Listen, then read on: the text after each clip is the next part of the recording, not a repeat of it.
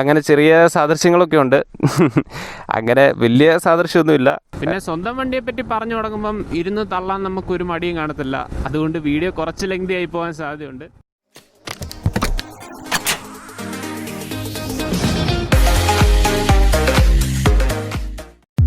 Hello everyone, എല്ലാവർക്കും ഞങ്ങളുടെ ചാനലിലേക്ക് സ്വാഗതം. എല്ലാവരും സുഖമായിരിക്കുന്നു എന്ന് വിശ്വസിക്കുന്നു. നിങ്ങൾ ചിലരെങ്കിലും വിചാരിക്കുന്നുണ്ടായിരിക്കും, ഇത് കഴിഞ്ഞ വീഡിയോയിലുള്ള സൗണ്ട് അല്ലല്ലോ, ഇത് സോജിയുടെ സൗണ്ട് അല്ലല്ലോ. ഓഫ് കോഴ്സ് ഇത് സോജി അല്ല. എൻ്റെ പേര് ജെറി. ഞാൻ ചാനലിലെ രണ്ടാമത്തെ വ്യക്തിയാണ്. എൻ്റെ വീഡിയോയുടെ ഒരു അവതരണം അത് ഇങ്ങനെ ആയിരിക്കും, ഈ ഒരു സ്റ്റൈലിലായിരിക്കും. പ്രോപ്പർ മോട്ടോ വ്ളോഗിങ് സ്റ്റൈലിൽ നിങ്ങളുടെ മുമ്പിലേക്ക് ഇൻഫർമേഷൻസ് എത്തിക്കണമെന്നാണ് ഞാൻ ആഗ്രഹിക്കുന്നത്. അപ്പോൾ ഇതെൻ്റെ ആദ്യത്തെ വീഡിയോ ആണ്. സോ ആദ്യത്തെ വീഡിയോ ആയതുകൊണ്ട് തന്നെ എൻ്റെ സ്വന്തം വണ്ടി റിവ്യൂ ചെയ്യണം, അല്ലെങ്കിൽ എൻ്റെ സ്വന്തം വണ്ടിയെ പറ്റി എനിക്കുള്ള അഭിപ്രായങ്ങൾ അത് നിങ്ങളുടെ മുമ്പിലേക്ക് എത്തിക്കണം എന്നാണ് ഞാൻ ആഗ്രഹിക്കുന്നത്. സോ നമുക്ക് ഈ വീഡിയോ കുറച്ച് പാർട്സായിട്ട് ഡിവൈഡ് ചെയ്യാം. ആദ്യം തന്നെ ഈ വണ്ടി, അതായത് സുസുക്കി ജിക്സർ SF ആദ്യത്തെ മോഡലാണ്, 2016 മോഡൽ സുസുക്കി ജിക്സർ SFൻ്റെ കുറച്ച് കാര്യങ്ങളും വിശേഷങ്ങളും. പിന്നെ അത് കഴിഞ്ഞ് വീഡിയോയുടെ രണ്ടാം ഭാഗത്ത് ആ ചോദ്യത്തിനുള്ള ഉത്തരം, why I choose Gixxer SF, ആ ഒരു ചോദ്യത്തിനുള്ള ഉത്തരം, പിന്നെ യൂസർ എന്നുള്ള രീതിയിൽ കുറച്ച് യൂസർ എക്സ്പീരിയൻസും കുറച്ച് ടിപ്സും അങ്ങനെയുള്ള കാര്യങ്ങളൊക്കെ ഇൻക്ലൂഡ് ചെയ്യാൻ ഞാൻ ശ്രമിക്കുന്നതാണ്. അപ്പോൾ ഇതാണ് എൻ്റെ സ്വന്തം വണ്ടി, അതായത് Suzuki Gixxer SF first model. അപ്പം വണ്ടിയെപ്പറ്റി പറയുകയാണെങ്കിൽ ആദ്യം തന്നെ നമുക്ക് വണ്ടിയുടെ ലുക്കിൽ നിന്ന് തുടങ്ങണം. ആ ഒരു ലുക്കിൽ ഒരു ലെജൻഡ് ഒളിച്ചിരിപ്പുണ്ട്. നമ്മുടെ ലെജൻഡറി ഹയാബൂസയുടെ ഒരു ഡിസൈനിൽ നിന്ന് ഇവോൾവ് ആയ ഡിസൈനാണ് എന്നാണ് സുസുക്കി ക്ലെയിം ചെയ്യുന്നത്. പക്ഷേ കൊള്ളാം, ലൈക്ക് അങ്ങനെ ചെറിയ സാദൃശ്യങ്ങളൊക്കെ ഉണ്ട്. അങ്ങനെ വലിയ സാദൃശ്യമൊന്നുമില്ല. ഹയാബൂസയാണ്, ബേബി ബൂസയാണെന്നൊന്നും ഞാൻ പറയുന്നില്ല. ബട്ട് ആ ഒരു ഡിസൈനിൽ നിന്നുള്ള ഒരു എവല്യൂഷൻ നമുക്ക് കാണാൻ സാധിക്കും എങ്ങനെ നോക്കിയാലും. പിന്നെ സുസുക്കി ക്ലെയിം ചെയ്യുന്ന വേറൊരു കാര്യം എന്ന് പറഞ്ഞാൽ, അവരുടെ മോട്ടോ GP വേർഷനായ GSXR ഇവോൾവ് ചെയ്ത അതേ ആ ഒരു ഫാക്ടറിയിലും ആ ഒരു ഡിസൈൻ ഡെവലപ്പ് ചെയ്ത ഡിസൈനേഴ്സും കൂടി ഡിസൈൻ ചെയ്ത ഒരു ഡിസൈനാണിത്, ഈ വണ്ടിയുടെ ഡിസൈൻ എന്ന് പറയുന്നത്. അതുകൊണ്ട് തന്നെ നമ്മുടെ വണ്ടിയിൽ ആദ്യം തന്നെ പറയേണ്ട കാര്യം അതിൻ്റെ ഡിസൈൻ തന്നെയാണ്, അതിൻ്റെ ആ ഒരു ലുക്കാണ്. ഓഫ് കോഴ്സ് ഈ 2020 ഇതിൻ്റെ ലുക്കിനൊരു എന്താ പറയുക, ഒരു വെറൈറ്റി ഉണ്ട്. ഒരു പ്രോപ്പർ എയറോഡൈനാമിക് ഡിസൈൻ നമുക്ക് കാണാൻ പറ്റുന്നുണ്ട്. ഇപ്പം ഇവിടെ ആണെങ്കിലും ഒരു ചെരിഞ്ഞ് ഓൾമോസ്റ്റ് ഒരു എയർ കട്ട് ചെയ്ത് പോകാൻ രീതിയിലുള്ള ഡിസൈൻ. ഇവിടെ കുറച്ച് ഫിൻസ്, പിന്നെ ഇവിടെ ഒരു ചെറിയൊരു എയർ ഡീവിയേഷൻ പോലൊരു അകത്തോട്ടൊരു ഇതൊക്കെ കൊടുത്തിട്ടുണ്ട്. പിന്നെ ഇതിൻ്റെ എൻജിൻ സൈഡിലേക്ക് വരികയാണെങ്കിൽ ഒരു 155cc യൂണിറ്റാണ് ഈ കൊണ്ടുവന്നിരിക്കുന്നത്. സുസുക്കിയുടെ 155cc സിംഗിൾ സിലിണ്ടേഡ് എയർ കൂൾഡ് എഞ്ചിനാണ് ഇവിടെ വരുന്നത്. SOHC ആണ്, 2 വാൽവേ ഉള്ളൂ. അപ്പം ഈ എൻ്റെ കയ്യിലിരിക്കുന്ന വെർഷൻ കാർബാണ്. പക്ഷേ അത് കഴിഞ്ഞ് ഒരു 2017 തൊട്ട്, അല്ലെങ്കിൽ 2017 പകുതി തൊട്ട് ഇറങ്ങുന്ന സുസുക്കി SP എന്ന മോഡലൊക്കെ അവിടെ തൊട്ട് FI ആണ് വരുന്നത്. പിന്നെ എനിക്ക് ഈ വണ്ടിയിൽ ഏറ്റവും ഇഷ്ടപ്പെട്ടതും ഇതിൻ്റെ എൻജിൻ തന്നെയാണ്. വളരെ റിലാക്സ്ഡ് ആണ് പുള്ളി. അങ്ങനെ ഓവർ സ്ട്രെസ്ഡ് ആയിട്ടുള്ള ഒരു എൻജിനല്ല, വളരെ സിമ്പിളായിട്ടുള്ള ഒരു 155cc ആണ്. നമ്മുടെ ഡെയിലി കമ്മ്യൂട്ട്സിനും ടൂറിങ്ങിനും അതിനെല്ലാം ഒരു ആപ്റ്റായിട്ടുള്ള ഒരു പ്രോപ്പർ എൻജിനാണ്. പിന്നെ നല്ലപോലെ ഫ്യൂവൽ എഫിഷ്യൻ്റ് ആണ്. ഓഫ് കോഴ്സ് നമ്മുടെ മലയാളികൾ ആദ്യം ഒരു വണ്ടി മേടിക്കുമ്പോൾ ചോദിക്കുന്ന ചോദ്യമാണല്ലോ, മൈലേജ് എത്ര കിട്ടും. ആ ഒരു സൈഡിൽ, ആ ഒരു പെർസ്പെക്റ്റീവ് നോക്കിയാലും ഈ വണ്ടി ഒരു നല്ല പ്രതികരണം തന്നെയാണ് കാഴ്ചവെക്കുന്നത്. പിന്നെ ഇതിന് വരുന്നത് എയർ കൂൾഡ് എഞ്ചിനാണെന്ന് ഞാൻ പറഞ്ഞു. പക്ഷേ സുസുക്കി തന്നെ അതിലൊരു കൊണ്ടുവരുന്ന വേറൊരു ടെക്നോളജി എന്ന് പറഞ്ഞാൽ, നമ്മുടെ എഞ്ചിൻ ഓയിൽ ഉണ്ടല്ലോ, ക്രാങ്കിൽ കിടക്കുന്ന എഞ്ചിൻ ഓയിൽ നമ്മുടെ പിസ്റ്റൻ്റെ ബാക്കിലേക്ക് ഒരു നല്ല ഹൈ പ്രഷറിൽ സ്പ്രേ ചെയ്യുമ്പോഴത്തേക്കും ഇച്ചിരിയും കൂടെ എഞ്ചിനെ കൂൾ ചെയ്യാൻ സഹായിക്കുന്നു. അങ്ങനെ ഇതും കൂടെ സുസുക്കി പറയുന്നുണ്ട്. പക്ഷേ ഓവറോൾ ആ ഒരു എൻജിൻ ഡിപ്പാർട്ട്മെൻറ്റ് ഇറ്റ്സ് ഓക്കെ. ഈ വണ്ടിക്ക് ആപ്റ്റായിട്ടുള്ളൊരു എൻജിനാണ്. ഒത്തിരി വലിയ പവറൊന്നുമില്ല, എന്നാൽ തീരെ കുറവില്ല. നമുക്ക് ഒരു ബിഗിനർക്ക് പറ്റിയൊരു ആപ്റ്റായിട്ടുള്ളൊരു എൻജിനാണ്. വളരെ റിലാക്സ്ഡ് ആണ്. പ്രത്യേകിച്ച് പണിയൊന്നും കിട്ടാത്തൊരു, മെയിൻ്റനൻസ് വളരെ കുറവായിട്ടുള്ളൊരു എൻജിനാണ്. പിന്നെ നമുക്ക് ഇതിൻ്റെ ഹാൻഡ്ലിങ് ആൻഡ് സസ്പെൻഷൻ ഡിപ്പാർട്ട്മെൻറ്റിലേക്ക് വരാം. വണ്ടിക്ക് കൊടുത്തിരിക്കുന്നത് നമുക്ക് ഫ്രണ്ടിൽ വരുന്നത് ടെലിസ്കോപ്പിക് സസ്പെൻഷനാണ്, ആസ് യൂഷ്വൽ ക്രോസ് കട്ടിങ്. പിന്നെ ഈ വണ്ടിക്ക് ടെലിസ്കോപ്പിക് സസ്പെൻഷൻ്റെ ആവശ്യമേ വരുന്നുള്ളൂ. പിന്നെ പുറകെ വരുന്നത് നമുക്ക് 7 സ്റ്റെപ്പ് അഡ്ജസ്റ്റബിൾ മോണോഷോക്കാണ്. കാണാം, ഈ മോണോഷോക്കാണ് നമുക്ക് 7 സ്റ്റെപ്പിൽ അഡ്ജസ്റ്റ് ചെയ്യാം. ടൈറ്ററാക്കാം, സോഫ്റ്റ് ആക്കാം, ഓക്കെ. ബൈക്കിലെ മോണോസ്റ്റോക്കും ഫ്രണ്ടിലെ ടെലിസ്കോപ്പിക് സസ്പെൻഷനും ചേർന്ന് നല്ലൊരു രീതിയിലുള്ള സസ്പെൻഷൻ ഫീഡ്ബാക്കാണ് നമുക്ക് തരുന്നത്. പിന്നെ വണ്ടിയുടെ ഹാൻഡ്ലിംഗ് എന്ന് പറഞ്ഞാൽ ഞാൻ കയറിയിരുന്ന് കാണിക്കാം. ഹാൻഡ്ലിംഗ് എന്ന് പറഞ്ഞാൽ വണ്ടി അത്യാവശ്യം വളരെ നല്ല പെർഫോമറാണ് ഹാൻഡ്ലിംഗ് ഡിപ്പാർട്ട്മെൻറ്റിൽ. വണ്ടിക്ക് വരുന്നത് ഹാൻഡിൽ ബാറാണ്, നമ്മുടെ വൈഡായിട്ടുള്ള ഒരു ഹാൻഡിൽ ബാറാണ് വരുന്നത്, ക്ലിപ്പ് ഓൺസ് ഒന്നും അല്ല വരുന്നത്. സോ ഹാൻഡിൽ ബാറായിട്ടുള്ളതിൻ്റെ ഗുണമെന്ന് പറഞ്ഞാൽ വണ്ടി അത്യാവശ്യം നന്നായിട്ട് നമുക്ക് ഹാൻഡിൽ ചെയ്യാൻ പറ്റും. ലൈക്ക് ഫെയറിംഗ് ഉള്ള വണ്ടിയാണെങ്കിൽ പോലും നമുക്ക് ഈസി ആയിട്ട് സിറ്റിയിൽ ഇങ്ങനെ ട്രാഫിക്കിൻ്റെ ഇടയ്ക്കൂടെ മാനുവർ ചെയ്ത് കൊണ്ടുപോകാനും നല്ല ഫ്ലിക്കബിലിറ്റി നമുക്ക് വണ്ടി തരുന്നുണ്ട്. പിന്നെ വളരെ റിലാക്സ്ഡ് പോസ്റ്ററാണ്, അതൊക്കെ ഞാൻ വണ്ടി ഓടിക്കുമ്പോൾ ഞാൻ പറയാം. പിന്നെ ഹാൻഡ്ലിംഗ് ഡിപ്പാർട്ട്മെൻറ്റിലും സസ്പെൻഷൻ ഡിപ്പാർട്ട്മെൻറ്റിലും പെർഫെക്റ്റ്. പിന്നെ ഹാൻഡ്ലിങ്ങിൻ്റെ കാര്യം പറയുമ്പോൾ ഓഫ് കോഴ്സ് ടയറും നല്ലൊരു റോള് വഹിക്കുന്നുണ്ട്. നമ്മൾ ഫ്രണ്ടിൽ വരുന്നത് 100 സെക്ഷൻ ടയേഴ്സാണ്, പുറകെ വരുന്നത് 140 സെക്ഷൻ ടയേഴ്സാണ്. അതുകൊണ്ട് തന്നെ അത്യാവശ്യം നല്ല ഗ്രിപ്പിയായിട്ട് റോഡിൽ നിന്ന് ഹാൻഡിൽ ചെയ്യാൻ നമുക്ക് പറ്റുന്നുണ്ട്. സ്റ്റോക്ക് വരുന്നത് MRF ടയേഴ്സാണ്, അതുകൊണ്ട് തന്നെ അഡ്വക്കേറ്റ് ആയുള്ളൊരു ഗ്രിപ്പ് നമുക്ക് പ്രൊവൈഡ് ചെയ്യുന്നുണ്ട് വണ്ടി. പിന്നെ പറയുവാണെങ്കിൽ വണ്ടിയുടെ കംഫർട്ടിൻ്റെ സൈഡിലോട്ട് വരുവാണെങ്കിൽ സീറ്റ് അത്യാവശ്യം ഹാർഡാണ്. ആ ഒരു ഡിപ്പാർട്ട്മെൻറ്റിൽ എനിക്ക് വലിയ താല്പര്യമില്ല, കാരണം ജിക്സർ ഉള്ളവർക്കെല്ലാം അറിയാം സീറ്റിങ് ഇച്ചിരി കൂടെ ഇമ്പ്രൂവ് ചെയ്യാമായിരുന്നു. പക്ഷേ ഇമ്പ്രൂവ് ചെയ്തിട്ടുണ്ട്. അവർ പുതിയ വേർഷനിൽ കൊണ്ടുവയ്ക്കുന്ന സ്പ്ലിറ്റ് സീറ്റാണ്. സീറ്റ് ഹൈറ്റൊക്കെ വളരെ കുറവാണ്, പക്ഷേ സീറ്റ് ഇച്ചിരി ഹാർഡായതിൻ്റെ പ്രശ്നം എന്താണെന്ന് ചോദിച്ചാൽ നമുക്ക് ഇച്ചിരി ചെറിയ റൈഡിനൊന്നും വലിയ പ്രശ്നമൊന്നും വരുന്നില്ല. പക്ഷേ പ്രശ്നം വരുന്നത് ലോങ് റൈഡ് പോകുമ്പോഴാണ്. ലോങ് റൈഡ് പോകുമ്പം അത്യാവശ്യം ബാക്കിൽ നന്നായിട്ട് പെയിൻ എടുക്കും. പിന്നെ പില്ലിയൻ കംഫർട്ടാണല്ലോ ഇതുപോലെ തന്നെ പ്രത്യേകിച്ച് അങ്ങനെ കംഫർട്ടൊന്നും പറയാനില്ല. സീറ്റൊക്കെ അത്യാവശ്യം വൈഡൊക്കെയാണ്, സ്പേസൊക്കെ ഉണ്ട്. പക്ഷേ ഹാർഡായതുകൊണ്ട് തന്നെ പില്ലിയൻ സപ്പോർട്ട് വളരെ കുറവാണ്. പില്ലിയനെ വെച്ചുകൊണ്ട് ഒരു കുറച്ച് ദൂരം പോകുക എന്ന് പറയുമ്പം അറിയാം പില്ലിയന് നല്ല ബാക്ക് പെയിനൊക്കെ എടുക്കും. പിന്നെ ഗ്രാബ് റെയിൽ അത്യാവശ്യം നല്ലൊരു ഗ്രാബ് റെയിലാണ്, പറയാതിരിക്കാൻ വയ്യ. ലൈക്ക് ആ ഒരു ഡിസൈനോട് ചേർന്ന് തന്നെ കൊണ്ടുവന്നേക്കുന്ന ഗ്രാബ് റെയിൽ. സാധാരണ വണ്ടികളിലൊക്കെ കാണുന്നത് ഗ്രാബ് റെയിൽ എന്ന് പറഞ്ഞാൽ ഒരു പ്രത്യേക സെക്ഷനായിട്ടൊക്കെ കൊടുത്തേക്കുന്നത്. അപ്പം എന്താ പറയുക, അതൊരു വണ്ടിയുടെ ആ ഒരു ടോട്ടൽ വൃത്തി തന്നെ കളയുന്നൊരു സംഭവത്തിലാണ് സാധാരണ ചില വണ്ടികളിലൊക്കെ, എല്ലാ വണ്ടിയല്ല ചില വണ്ടികളിലൊക്കെ ഗ്രാബ് റെയിൽ കൊടുത്തിരിക്കുന്നത്. പക്ഷേ ഈ വണ്ടിയിൽ ആ ഒരു ഡിസൈൻ, ആ ഒരു വരുന്ന ഫ്ലോയിൽ തന്നെ നമുക്ക് ഗ്രാബ് റെയിൽ ഇവിടെ പ്രൊവൈഡ് ചെയ്തിട്ടുണ്ട്. അത് വളരെ നല്ലൊരു കാര്യമാണ്. ഞാൻ ആദ്യം തന്നെ പറഞ്ഞ പോലെ ഡിസൈൻ വൈസ് ഈ വണ്ടി ഒരു പെർഫെക്ഷനാണ്. നമുക്കിനി വണ്ടി കുറച്ച് ഓടിച്ച് സംസാരിച്ചാലോ? എനിക്ക് നിന്ന് പറയുന്ന എന്തോ ഒരു ഓക്വേർഡായിട്ട് തോന്നുന്നു. പിന്നെ ഇവിടെയൊക്കെ ഉള്ളവരിങ്ങനെ നോക്കുന്നുണ്ട്, ഏത് വന്യഗ്രഹ ജീവിയെ നോക്കുന്നത്. അതുകൊണ്ട് നമുക്ക് വണ്ടി ഓടിച്ച് തന്നെ സംസാരിക്കാം.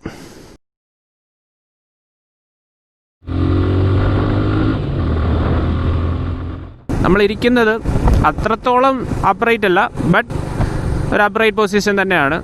അതായത് പൊടിക്കൊരു സ്പോട്ടിയാണ്, ആ ഒരു രീതിയിലുള്ളൊരു പോസ്റ്ററാണ്. അത്യാവശ്യം നല്ല രീതിയിൽ തന്നെ റിലാക്സ്ഡ് ആണ് പൊസിഷൻ. അതുകൊണ്ട് ആ ഒരു ഭാഗത്തു നിന്ന് നമുക്ക് ഇപ്പം ഒരു ലോങ് ഡ്രൈവ് പോകുമ്പോൾ നമുക്ക് ഷോൾഡർ പെയിനോ ബാക്ക് പെയിനോ അങ്ങനൊന്നും ഈ സീറ്റിങ്ങിൻ്റെ ഭാഗത്തൊന്നും വരില്ല. ഫ്രണ്ട് ബ്രേക്ക് വരുന്നത് നമുക്ക് ഡിസ്ക് ബ്രേക്കാണ് വരുന്നത്. ഈ മോഡലിൽ ബാക്കിൽ ഡ്രമ്മാണ് വരുന്നത്. ഞാൻ പറഞ്ഞല്ലോ ഇത് ആദ്യത്തെ മോഡലാണ്, ബേസ് വേരിയൻ്റ് ആണ്. സോ അതിൽ നമുക്ക് ഡിസ്ക് കിട്ടുന്നില്ല. പക്ഷേ ഇപ്പോൾ ഇറങ്ങുന്ന വണ്ടികൾക്കും ആ 2017 കഴിഞ്ഞ് SP എന്നുള്ള മോഡൽ ഇറക്കിയ വണ്ടിയെല്ലാം ഡിസ്ക് ബ്രേക്കാണ്. അതിൽ നല്ല ഫീഡ്ബാക്കാണ് പറയുന്നത്. പക്ഷേ ഈ ഒരു വേരിയൻറ്റിൽ ഡ്രം ബ്രേക്ക് അത് ബിലോ ആവറേജേ പറയാൻ പറ്റുള്ളൂ. ബാക്ക് ബ്രേക്ക് നമുക്ക് ഇപ്പം നല്ല ബ്രേക്കിംഗ് കൺട്രോളൊന്നും ഇല്ലാത്ത ഒരാൾ കയറി പിടിച്ച് കഴിഞ്ഞാൽ ഉറപ്പായിട്ട് ടയർ ലോക്കാവും. അത് അനുഭവത്തിൽ നിന്ന് പറയുക. കാരണം എനിക്ക് ഈ ബ്രേക്കിങ്ങും കാര്യങ്ങളും ഒന്നും അറിയത്തില്ലാത്ത സമയത്ത് ഞാൻ ഈ വണ്ടിയിലോട്ട് കയറി നമ്മുടെ പഴയ ലിബറോയിലൊക്കെ പിടിക്കുന്ന പോലെ ബാക്ക് ബ്രേക്ക് കയറി ഒറ്റ ചവിട്ടൊക്കെ ചവിട്ടി. എന്നാ സംഭവിച്ചതെന്ന് ചോദിച്ചാൽ ടയർ ലോക്കായി, ടയർ ഇങ്ങനെ സ്കിഡ് ചെയ്ത് താഴെ പോയി വീണ് കൈ ഒടിഞ്ഞു. പിന്നെ ആ സംഭവം നടന്ന് വണ്ടി എടുത്ത ആ ഒരു ഇടയ്ക്കാണ്. അതുകൊണ്ട് എൻ്റെ വണ്ടിയോടുള്ള അമിത സ്നേഹം കാരണം വണ്ടി ഇങ്ങനെ സ്കിഡ് ചെയ്ത് നടന്നപ്പോഴും ഞാൻ വണ്ടിയെ തന്നെ കെട്ടിപ്പിടിച്ചിരുന്നു. മേ ബി വണ്ടിയിൽ നിന്നൊക്കെ ചാടി ഇറങ്ങുമായിരുന്നെങ്കിൽ അന്ന് കൈയൊന്നും ഓടിയത്തില്ലായിരുന്നു. അങ്ങനെ വണ്ടിയെ തന്നെ കെട്ടിപ്പിടിച്ചിരുന്നുകൊണ്ട് വണ്ടിയിൽ നിന്ന് വീണു, കൈ ഒടിഞ്ഞു. ആ ഫെയറിങ്ങിൽ ചെറിയൊരു സ്ക്രാച്ചസ് ഒക്കെ വന്നു. ഞാൻ എന്തുകൊണ്ട് ഈ വണ്ടി ചൂസ് ചെയ്തു എന്നുള്ള ഒരു ചോദ്യം, അതിനുള്ള ഉത്തരം പറയുവാണെങ്കിൽ ആ ഒരു കാലഘട്ടത്തിൽ, അതായത് ഞാൻ വണ്ടി എടുക്കാൻ പോയ കാലഘട്ടത്തിൽ ഈ ഒരു സെഗ്മെൻറ്റ്, അതായത് ബിഗിനർക്ക് വളരെ ഫ്രണ്ട്ലി ആയിട്ട് നല്ല ഫ്യൂവൽ എക്കോണമി ഉള്ള അങ്ങനെ ഒരു വണ്ടി ഇതായിരുന്നു. പിന്നെ പണ്ട് തൊട്ടേ ഈ വണ്ടി ഇറങ്ങിയപ്പോൾ തൊട്ട് ഇതിൻ്റെ പരസ്യമൊക്കെ TV വന്ന സമയത്ത് തൊട്ട് എനിക്ക് ഭയങ്കര ഇഷ്ടമായിരുന്നു വണ്ടി. അതായത് ചുമ്മാ വീട്ടിൽ കൂടെ അങ്ങോട്ടും ഇങ്ങോട്ടും നടക്കുമ്പോൾ ഇതിൻ്റെ പരസ്യം വരുമ്പോൾ നേരെ TV മുമ്പിൽ പോയി അങ്ങനെ നോക്കി നിൽക്കുമായിരുന്നു. പിന്നെ ഇപ്പോഴാണേലും സ്റ്റിൽ യൂസ് ചെയ്തിട്ടാണേലും എനിക്ക് വണ്ടിയുടെ ഭാഗത്തുനിന്ന് പ്രത്യേകിച്ച് ഒരു കംപ്ലയിൻറ്റും അങ്ങനെ പറയാനില്ല. ഇമ്പ്രൂവ് ചെയ്യായിരുന്നു, അത് ഇമ്പ്രൂവ് ചെയ്യായിരുന്നു, ഇതും കൂടെ ചെയ്യുമായിരുന്നു, അടിപൊളിയായിരുന്നു, അങ്ങനെയൊന്നും ഞാൻ പറയുന്നില്ല. ഇപ്പോൾ സീറ്റിങ്ങിൻ്റെ കാര്യത്തിൽ ഞാനൊരു ചെറിയ പോരായ്മ പറഞ്ഞെങ്കിലും എനിക്ക് ഈ സീറ്റ് ഓക്കെയാണ്. പിന്നെ ഞാൻ പറഞ്ഞല്ലോ, വണ്ടിക്ക് അത്യാവശ്യം വേണ്ട പവറുണ്ട്. അങ്ങനെ വലിയ പവറും അങ്ങനെ എടുത്തുകൊണ്ട് പോകുന്ന പോലത്തെ പവറും കാര്യങ്ങളൊന്നുമില്ല. പക്ഷേ ഒരു ലീനിയർ പവർ ബാൻഡാണ്. നമുക്ക് എപ്പം വേണേലും ഇങ്ങനെ കൈ കൊടുത്താൽ എടുത്തുകൊണ്ട് പോകുന്ന രീതിയിലുള്ള പവറും, പിന്നെ അങ്ങനെ ഇപ്പോൾ വീട്ടിലാണേലും ഇപ്പോൾ ഒരിടത്തോട്ട് പറഞ്ഞു വിടുമ്പോൾ ഉറപ്പായിട്ട് വീട്ടുകാർക്ക് ഒരു പേടി കാണുമല്ലോ. ആ കാലത്ത് ലൈക്ക് നമ്മൾ വണ്ടിയൊക്കെ ഓടിക്കാൻ തുടങ്ങി, ലൈസൻസൊക്കെ എടുത്ത് ഫ്രഷറായിട്ട് റോഡിലോട്ട് ഇറങ്ങുന്ന സമയത്ത് വീട്ടിലാണേലും വണ്ടിയൊക്കെ കൊണ്ടുപോകാൻ ഒരു പേടി കാണുമല്ലോ. അപ്പം അവരുടെ ഒരു സൈഡിൽ നിന്ന് നോക്കുവാണെങ്കിലും വണ്ടിക്ക് അങ്ങനെ അതിഭീകരമായ പവർ കാര്യങ്ങളൊന്നുമില്ല. നമ്മുടെ കൺട്രോളിൽ നിൽക്കുന്ന പവറേ ഉള്ളൂ. ഡെയിലി കമ്മ്യൂട്ടിനും വണ്ടി വളരെ നല്ലതാണ്. ലൈക്ക് നമുക്ക് അത്യാവശ്യം നല്ലൊരു ഫ്യൂവൽ എക്കോണമി തന്നെ കിട്ടുന്നുണ്ട്. ഇപ്പം എൻ്റെ കേസ് പറയുവാണെങ്കിൽ എനിക്ക് കിട്ടുന്നത് ഇപ്പം നോർമൽ യൂസിൽ ഒരു 40-45 ആ ഒരു 40-45ൻ്റെ ഇടയ്ക്ക് കിട്ടും. പിന്നെ ഹൈവേ ടൂറിങ്ങിലൊക്കെ ആണെങ്കിൽ എനിക്ക് 50 വരെ കിട്ടിയിട്ടുണ്ട്. അപ്പോൾ അങ്ങനെ ഒരു സൈഡ് നോക്കുവാണെങ്കിൽ ഈ വണ്ടി വളരെ വാലറ്റ് ഫ്രണ്ട്ലി ആണ്. നമ്മുടെ കയ്യിൽ നിന്ന് അങ്ങനെ എക്സസ് ആയിട്ട് പൈസ ഒന്നും ഇറങ്ങിപ്പോൾ അങ്ങനെ വലിയ മേയിച്ചുകൊണ്ട് നടക്കാൻ വലിയ പാടൊന്നുമില്ല. അത് അങ്ങനെ തന്നെ പറയണം. നിങ്ങൾ ഏത് വണ്ടി എടുക്കണം, ഏത് വണ്ടി എടുക്കേണ്ടെന്നൊന്നും പറഞ്ഞു തരാൻ ഞാൻ ആളല്ല. പക്ഷേ എൻ്റെ ഒരു പോയിന്റ് ഓഫ് വ്യൂവിൽ നിന്ന് ഞാനൊരു കാര്യം പറയാം. ഇപ്പം നമ്മളൊരു പുതിയ വണ്ടി എടുക്കുകയാണ്, ഒരു ബിഗിനറാണ്, ആദ്യത്തെ വണ്ടി, അതായത് ഫസ്റ്റ് വണ്ടി എടുക്കാൻ പോവാണ്, ഇങ്ങനെയൊക്കെ ഉണ്ടെങ്കിൽ ഒരിക്കലും വണ്ടിയുടെ ബ്രാൻഡ് നോക്കിയോ അല്ലെങ്കിൽ വണ്ടിയുടെ പവർ ഫിഗേഴ്സ് നോക്കിയോ അല്ലെങ്കിൽ സ്പെക് ഷീറ്റ് നോക്കിയോ അങ്ങനെയൊന്നും വണ്ടി എടുക്കാൻ നിൽക്കരുത്. എന്ന് പറഞ്ഞാൽ അത് നോക്കല്ലേ എന്നല്ല, ഇതെല്ലാം കൺസിഡർ ചെയ്യണം. പക്ഷേ ഏറ്റവും കൂടുതൽ ശ്രദ്ധിക്കേണ്ടത് ആ വണ്ടി നമ്മുടെ പർപ്പസിന് സ്യൂട്ടാണോ അല്ലയോ എന്നുള്ള കാര്യം. അപ്പം നമുക്ക് ഇഷ്ടപ്പെട്ട ഒരു വണ്ടി, അതായത് ചില വണ്ടി കാണുമ്പോൾ നമുക്ക് തോന്നും ഇത് നമുക്ക് ആപ്റ്റാണ്, ഈ വണ്ടി നമുക്ക് ആപ്റ്റാണ്, ഓക്കെ ആണെന്നുള്ള തോന്നുവാണെങ്കിൽ ഉടനെ ആ വണ്ടി പോയി എടുക്കുക. അതിൻ്റെ സ്പെക് ഷീറ്റ് നോക്കി ഡിസപ്പോയിൻ്റ് ആവേണ്ട കാര്യമൊന്നുമില്ല. ഇപ്പോൾ ഈ വണ്ടി പറയുവാണെങ്കിൽ തന്നെ ഈ വണ്ടി വരുന്ന സെഗ്മെൻറ്റിൽ ഇതിൽ നല്ല പവർ ഫിഗേഴ്സ് വരുന്നതും നല്ല നമ്പേഴ്സ് തരുന്ന വണ്ടികൾ വേറെ ഉണ്ട്. പക്ഷേ എനിക്കെന്തോ ഈ വണ്ടിയിലൊരു ക്യാരക്ടർ തോന്നുന്നുണ്ട്. അപ്പം എനിക്ക് ഈ വണ്ടിയായിട്ടൊരു അറ്റാച്ച്മെൻ്റ് ഉണ്ട്. സോ അതുകൊണ്ട് അങ്ങനെയുള്ളൊരു ഇതിലെടുക്കുക. നമ്മൾ ഇഷ്ടപ്പെട്ടൊരു വണ്ടി എടുക്കുകയാണെങ്കിൽ ആ വണ്ടി നമ്മൾ മെയിൻറ്റെയിൻ ചെയ്ത് കൊണ്ടു നടക്കാനും നമ്മൾ നോക്കും. അല്ലാതെ ഇഷ്ടപ്പെട്ട ഒരു വണ്ടി അങ്ങനെ നമ്മൾ മെയിൻറ്റെയിൻ ചെയ്ത് കൊണ്ടു നടക്കത്തില്ല. അത് തന്നെയാണ് മെയിൻ കാരണം. അപ്പം നമ്മൾക്ക് ഇഷ്ടപ്പെട്ട വണ്ടിയുടെ ഭാഗത്തുനിന്ന് ഒരു ചെറിയ പോരായ്മയൊക്കെ വരുവാണേലും നമുക്കത് എന്തെങ്കിലും ഓൾട്ടർനേറ്റീവ് വെച്ച് അഡ്ജസ്റ്റ് ചെയ്യാവുന്നേ ഉള്ളൂ. അങ്ങനെ വരുമ്പോഴത്തേക്കിനും എന്താ പറയുക, വണ്ടി ഹാപ്പി, നമ്മളും ഹാപ്പി, അങ്ങനൊരു സെറ്റപ്പ് ആയിരിക്കും. അപ്പം ഞാൻ എല്ലാവർക്കും സജസ്റ്റ് ചെയ്യുന്ന അങ്ങനെ ഒരു മെത്തേഡാണ്.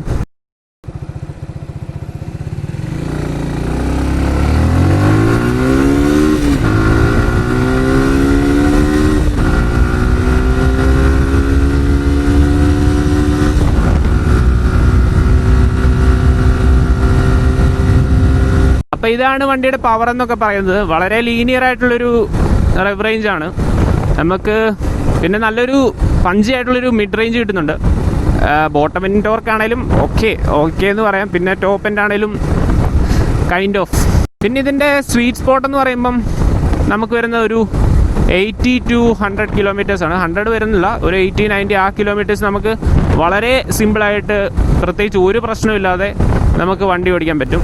ഇതിന് സ്റ്റോക്ക് മിറേഴ്സ് വരുന്നത് നിങ്ങൾ കണ്ടിട്ടുണ്ടായിരിക്കും. തുമ്പിയുടെ ചിറക് പോലൊരു സാധനമുണ്ട്, രണ്ട് സൈഡിലോട്ട് ഇങ്ങനെ നിൽക്കുന്നൊരു സാധനം.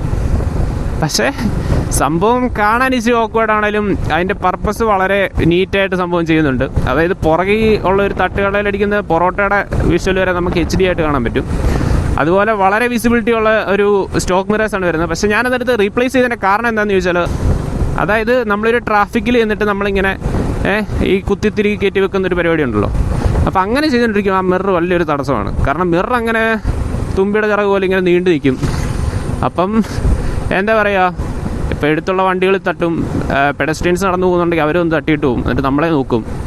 അങ്ങനെ കുറേ ഇടി കിട്ടിയിട്ടുണ്ട്. അതുകൊണ്ടാണ് ഞാൻ ആ മിറർ റീപ്ലേസ് ചെയ്തത്. ഞാൻ ഇവിടെ വണ്ടി നിർത്തിയിട്ട് കുറച്ച് കാര്യങ്ങൾ പറഞ്ഞുതരാം.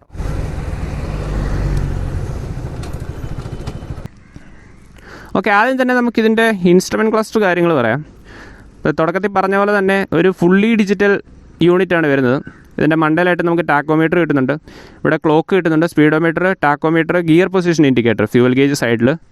അതുകൊണ്ട് ആവശ്യമുള്ള കാര്യങ്ങൾ മാത്രം നമുക്ക് പ്രൊവൈഡ് ചെയ്തിട്ടുണ്ട്. വളരെ ബേസിക് ആയിട്ടുള്ള വളരെ ആവശ്യമുള്ള കാര്യങ്ങൾ, ക്ലോക്ക് അടക്കം തന്നിട്ടുണ്ട്. പിന്നെ ഇവിടെ ട്രിപ്പ് A ട്രിപ്പ് B കൊടുത്തിട്ടുണ്ട്. പിന്നെ ഇവിടെ ഒരു RPM ലൈറ്റ് കൊടുത്തിട്ടുണ്ട്.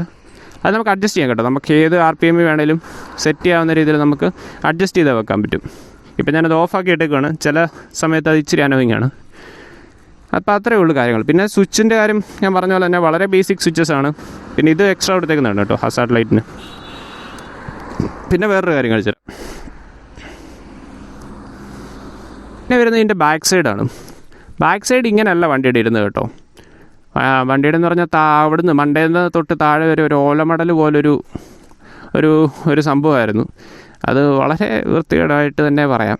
വൃത്തികേടെന്നല്ല, അതിൻ്റെ പർപ്പസ് അത് സെർവ് ചെയ്യുന്നുണ്ട്. പക്ഷേ അത് ഈ സ്പീഡിലൊക്കെ പോകുമ്പോൾ അതിങ്ങനെ കിടന്നാടും. അത് ഭയങ്കര വൃത്തികേടാണ്. അതുകൊണ്ട് തന്നെ ഞാൻ ആ സംഭവം എടുത്ത് മുറിച്ച് കളഞ്ഞിട്ട് നമ്മുടെ പുതിയ ജിക്സർ SF വരുന്നൊരു ടയർ ഹഗ്ഗർ എടുത്ത് സെറ്റ് ചെയ്ത് വെച്ചിട്ടുണ്ട്. വളരെ യൂസ്ഫുള്ളാണ്. അത്യാവശ്യം ഒരു ചള്ളം തെറിക്കാത്ത രീതിയിൽ നമുക്ക് സെറ്റ് ചെയ്ത് വെക്കാൻ പറ്റും. അതുകൊണ്ട് നല്ല പർപ്പസ് തന്നെയാണ് അത് കൊടുക്കുന്നത്.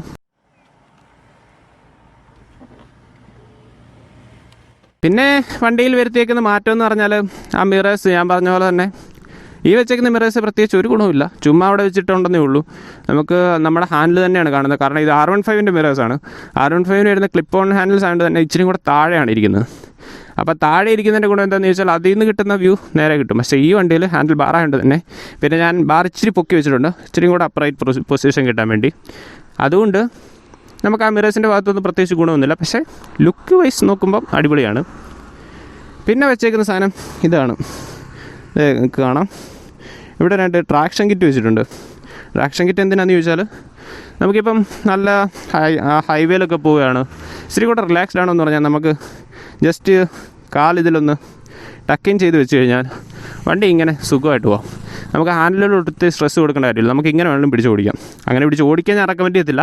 നമ്മളെപ്പോഴും റോഡിൽ ഓടിക്കുമ്പോൾ വളരെ സേഫ് ആൻഡ് സൗണ്ടായിട്ട് ഓടിക്കുക, പ്രോപ്പർ ഗിയേഴ്സ് യൂസ് ചെയ്യുക. അങ്ങനെ ഒരു സംഭവത്തിനാണ്. പിന്നെ ബ്രേക്കിങ്, നമുക്ക് ഫ്രണ്ടിൽ പെട്ടെന്നൊരു ബ്രേക്ക് പിടിച്ച് കഴിഞ്ഞാൽ ഇറങ്ങി ടാങ്കിലോട്ട് ചെന്ന് അറിയാമല്ലോ, ടാങ്കിലോട്ട് ചെന്ന് ഇടിക്കുന്ന ഒരു അവസ്ഥ വരാതിരിക്കാൻ കൂടെ ഈ ട്രാക്ഷൻ കിറ്റ് യൂസ്ഫുള്ളാണ്, വളരെ യൂസ്ഫുള്ളാണ് സംഭവം. അപ്പോൾ ഇന്നത്തെ വീഡിയോ ഇത്രയൊക്കെ തന്നെ ഉള്ളൂ. പറയാനാണെങ്കിൽ കുറേ കാര്യങ്ങൾ ഇങ്ങനെ കുന്നുകയറി പറയാൻ പറ്റും. പക്ഷേ നമുക്ക് ആവശ്യമുള്ള കാര്യങ്ങൾ മാത്രം പറഞ്ഞാൽ മതിയല്ലോ. അപ്പം ഈ വീഡിയോ ഇത്രയൊക്കെ തന്നെ ഉള്ളൂ. അപ്പം അടുത്ത വീഡിയോ ആയിട്ട് ഞാൻ വരുന്നവിടം വരെ എല്ലാവർക്കും ബൈ.